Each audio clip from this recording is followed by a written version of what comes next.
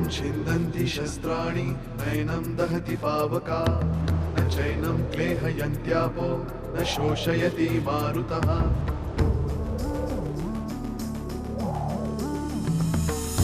दिवसामागुन रात्र धावते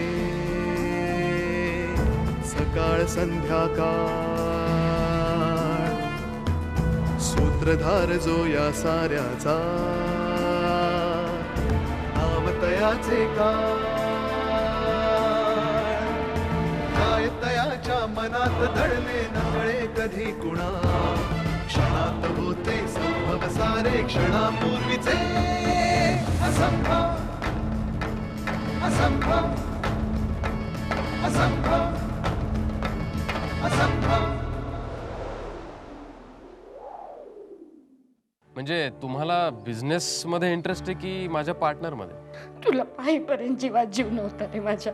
म्हणजे ते संकेत शुभ संकेत होते माझ्या सुटण्याचे. तुझ्या बाबाच तुला पाठिंबा आहे. आधी आला होता. शुभ्राला आधार द्यायला प्रिया हवी, दादाचा शोध घ्यायला प्रिया हवी, पण तो इथे आलेला असताना मात्र त्याला सॉरी म्हणण्यापुरती सुद्धा ती त्याच्या समोर नको. आणि बघ आधी मी येईपर्यंत कुठेही जाऊ नकोस, तिथेच थांब. भाई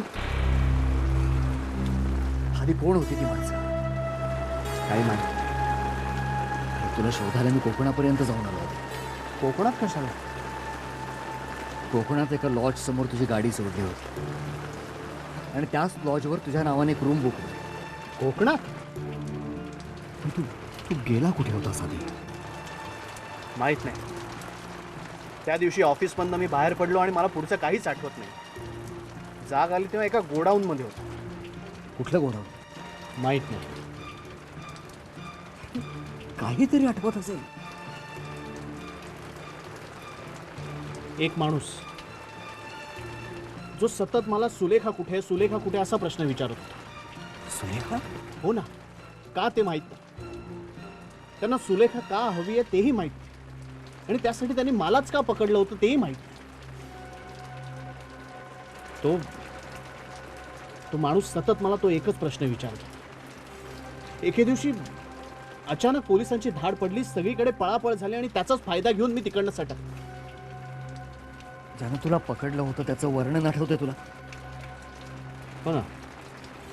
उंच होता, काळा होता, दाढी होती, डोक्यावर गांधी टोपी. परमेश्वर. परमेश्वर? कोण परमेश्वर? यशवंतरावांचा माणूस.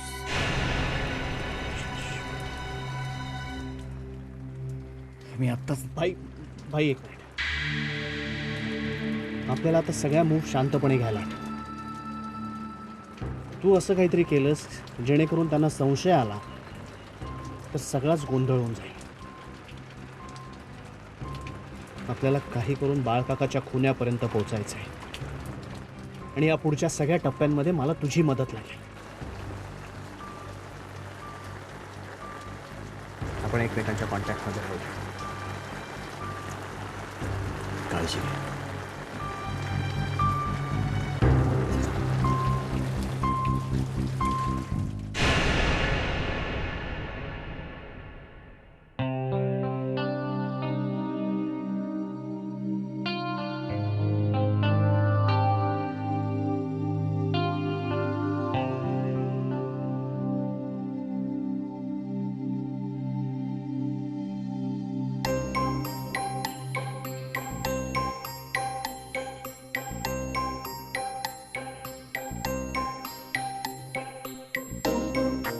प्रिया, काल म्हणे तुझा दादा आला होता रात्री. काय ग, भेटला की नाही? भेटला? मला नाही भेटला. खरं तर तो काय आपल्याला भेटायला आलेला नव्हता, तिला भेटायला आला होता. तिला असं म्हणते काहीतरी बोलू नको ग. अगं काहीतरीच म्हणजे काय? अगं असंच असतं. परवाच्या दिवशी ना मी दादाला काहीतरी सांगायला गेले तिच्याबद्दल, अत्यंत महत्वाचं. तर माझ्या अंगावरतीच गुरगुरला. तसंच तुझं सुद्धा आहे माहितीये का. तू अगदी स्पष्ट बोलतेस की नाही सगळं माझ्यासारखी. मग सगळे वस्कर अंगावरती येतात की नाही तुझ्या, चिडतात की नाही सगळे. पटतंय की नाही तुला? पटतंय की नाही? हा आत्ता तुला कळेल की मी का एवढी ओरडते, माझा जीव एवढा का तडफडतो ते तुला आत्ता कळेल. आणि तुला स्पष्ट सांगू का, तिनंच सांगितलं असेल कुणालाही भेटू नकोस म्हणून. कुसुमात्या, दादा घरी आला आणि मला नाही भेटला म्हणून मला दुःख होतंय, पण शुभ्राशी त्याचा काहीही संबंध नाहीये. उगाच काहीतरी बोलू नकोस. अगं नाही कसा, म्हणजे नाही कसा, तिलाच अगं अगं आई.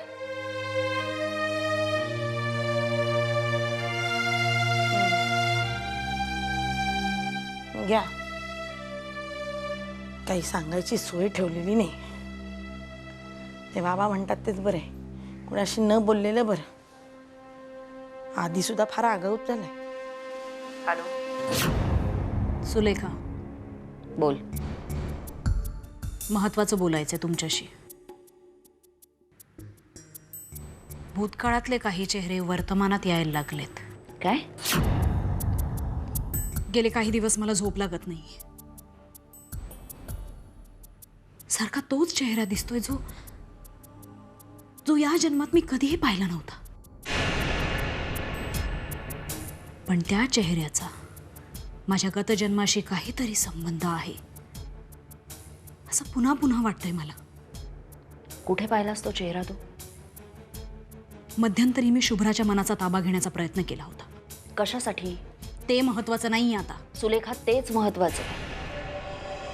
तुला मी लोकांच्या मनाचा ताबा घ्यायला शिकवलंय ते तुझा छंद जोपासायचा म्हणून नाही.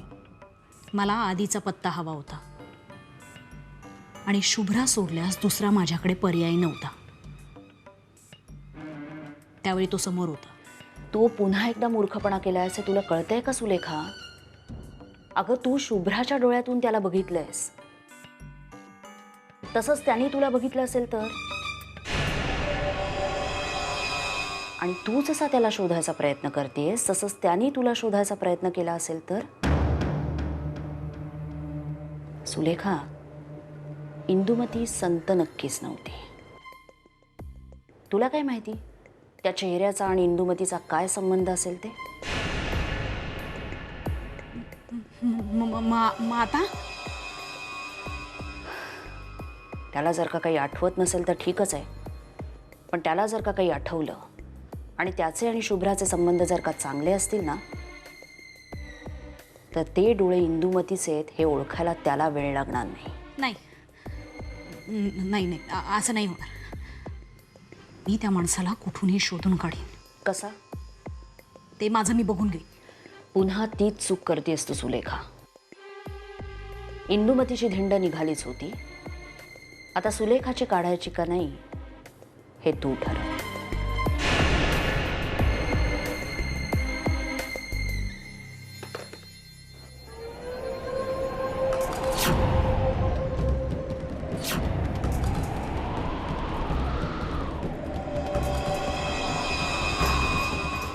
अगं, तू शुभ्राच्या डोळ्यातून त्याला बघितलंयस,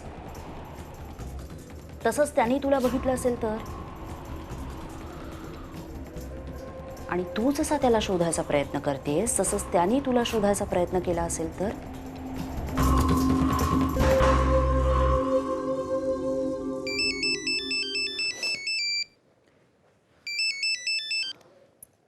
हॅलो मुन्ना, आधी बोलतो. दादा.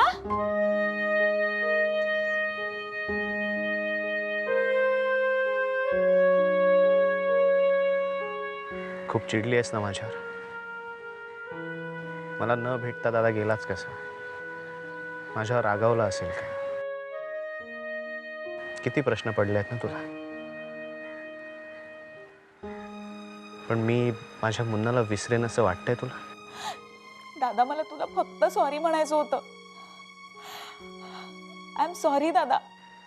मुन्ना, अगं खरं तर मी तुला सॉरी म्हटलं पाहिजे. जायच्या आधी तुझ्याशी किती भांडलो आणि गेल्यानंतरही तुला किती रडवलं ना. दादा, माझ्यामुळे तुला किती ओरडा खायला लागला. तू कुठे होतास आणि आता कुठे आहेस तू? दादा, मला तुला भेटायचंय. खूप खूप बोलायचंय मला तुझ्याशी. तू घरी कधी येणार आहेस सांग? भेटू, आपण नक्की भेटू. पण मुन्ना, मला आता लगेच घरी येता येणार नाही. आणि का ते विचारू नकोस, कारण त्याची बरीच कारणं आहेत. पण आपण नक्की भेटू आणि बोलू. दादा, पण मग तू राहणार आहेस कुठे? हे बघ मुन्ना, मी कुठे राहणार आहे, मी काय करतोय, हे मी तुला आता नाही सांगू शकणार. माझं मिशन कंप्लीट झालं ना की मी सगळं सांगेन तुला. तोपर्यंत मला विचारू नकोस प्लीज. मुन्ना, माझं एकच काम करशील प्लीज? मी येईपर्यंत शुभ्राची काळजी घे. आणि once again, I'm really very sorry. Bye. Bye.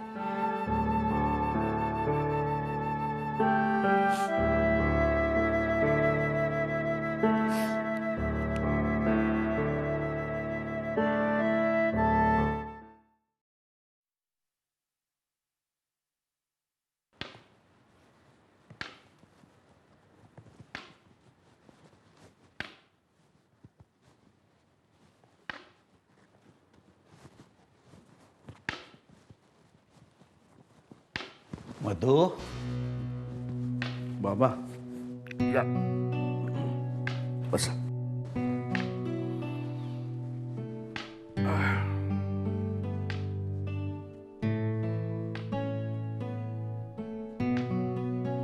बसा. श्रीराम श्रीराम. वाचनात व्यस्त असशील तर मी व्यत्यय आणत नाही. व्यस्त वगैरे काही नाहीये. नोट्स काढतोय जरा. नोट्स काढतोय म्हणजे काय, प्रयत्न करतोय. गेला तासभर नुसता बसूनच आहे मी. काय लक्ष लागत नाही नीट. कसली एवढी काळजी करतोयस मधू? आदिनाथाची. सध्या दुसरं काय करणार? तुला आठवतंय मधू, त्याच्या लहानपणी शाळेच्या सहलीला पाठवलास तरीही काळजी करत बसायचास तू. असंच काही नाहीये. तिन्ही मुलांच्या बाबतीत मध्ये हेच होतं. पण सध्या आदिनाथची काळजी वाटते, एवढं खरं आहे. कसली काळजी? काय बाबा, आता सध्या त्याला जे काही करायला लागतंय ते एकट्याला करायला लागतंय. आपल्यापैकी कोणीही त्याच्या बरोबर नाहीये. का? आपले आशीर्वाद त्याच्या पाठीशी नाहीयेत? आपण त्याला मानसिक आधार दिलेला आहे. एक लक्षात ठेव मधू, घरच्यांचं पाठबळ, घरच्यांचा विश्वास खूप महत्वाची भूमिका बजावतो माणसाच्या आयुष्यात. नाही, खरं आहे तुमचं. तरीही काही काही शंका असतातच ना.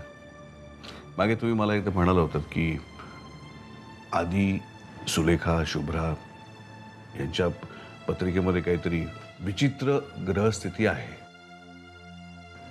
नाही, मला एकच सांगा फक्त, आधीवर त्याचा काही परिणाम होणार नाही ना? मी फक्त अंदाज वर्तवला होता. कारण तेव्हा आधीचा काहीच पत्ता लागत नव्हता.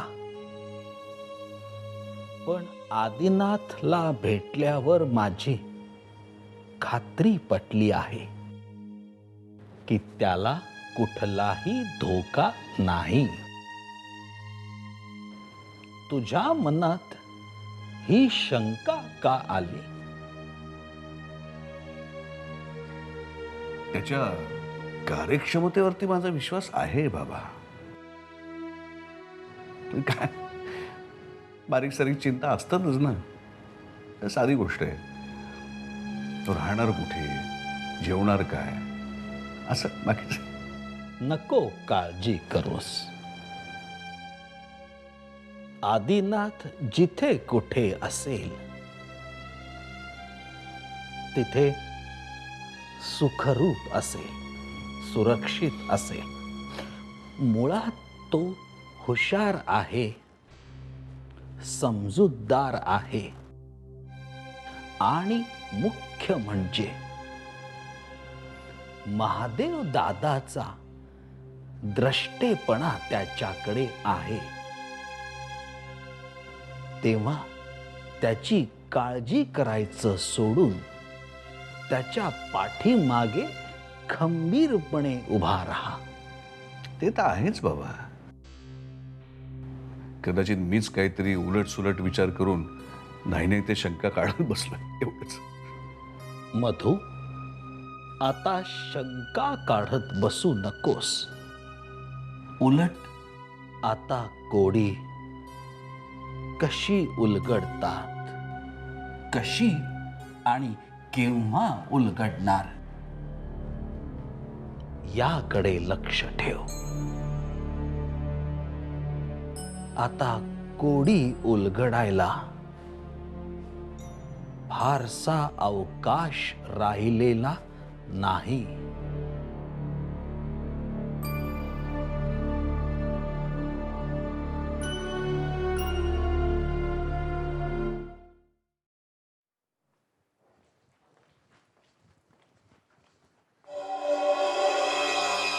झाली भेट सगळ्यांची?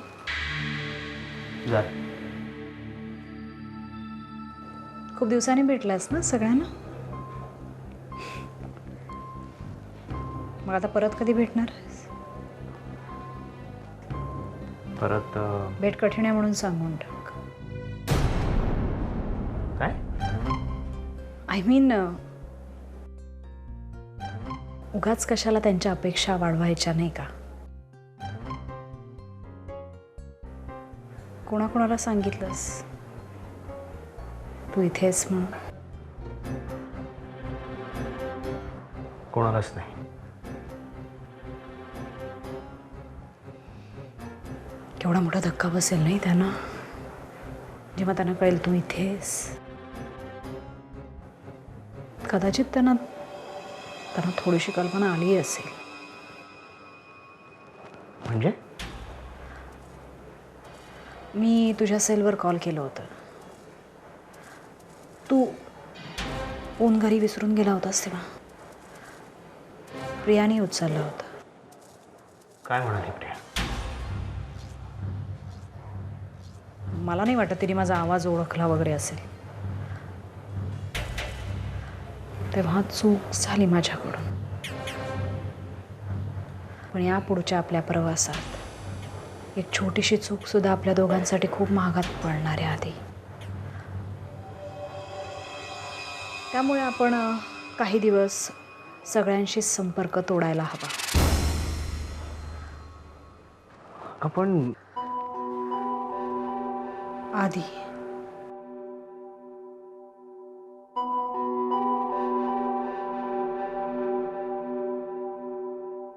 गेले कित्येक दिवस मी या तुरुंगात बंद करून घेतलंय स्वतःला. पण आधी तू आलास आणि असं वाटलं की आता या तुरुंगातून माझी सुटका होणार. जिजूंच्या खुन्याला नक्की शिक्षा होणार.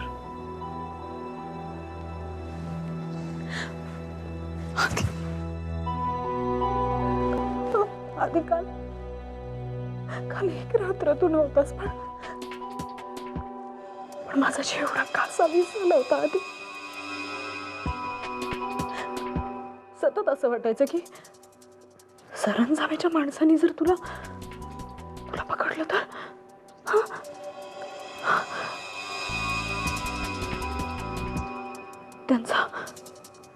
त्यांचा नक्की तुझ्या घरावर पहारा असणार. आणि ह्यावेळी तू त्यांना जर सापडलास ना तर ते नाही सोडणार तुला आधी. पण याआधी तुला जर काही झालं असतं ना तर या तुरुंगवासातून माझी कधीच सुटका झाली नसती ना आधी. आधी आता नाही सहन होत रे हा तुरुंगवास.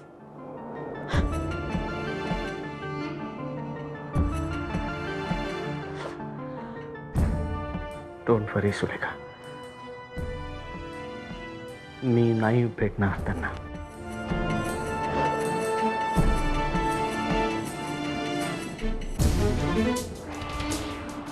शांत हो.